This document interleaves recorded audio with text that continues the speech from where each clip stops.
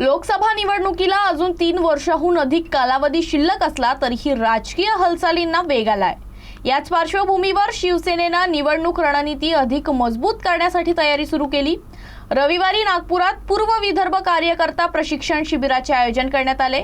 या प्रशिक्षणाचा मुख्य उद्देश 2029चा लोकसभा निवडणुकीच्या पार्श्वभूमीवर पक्ष संघटना तळागाळात अधिक बळकट करणे हा आहे। शिवसेना लोकसभेच्या तयारीला लागली आहे।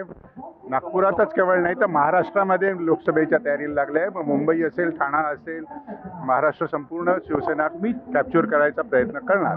कारण आम्हाला जिथे जिथे आमचे कॅन्डिडेट आहेत तिथे तिथे आम्हाला माणसांना प्रोजेक्ट करायचं आहे आणि शिवसेनेची तळापासूनची जी बांधणी आहे ती पुन्हा एकदा सक्षम करायची आहे। कारण आता आमच्याकडे 3 वर्ष शिल्लक आहेत। त्या 3 वर्षाचा वापर करून BLA पासून BLA 1 BLA 2 पासून बूथ प्रमुखांपासून सगळ्यांना आपल्याला बरोबर घेऊन जायचं, त्यांच्या अपॉइंटमेंट्स करायचे आहेत आणि त्यांना त्यांची कार्यकक्षा ठरवून द्यायची आहे।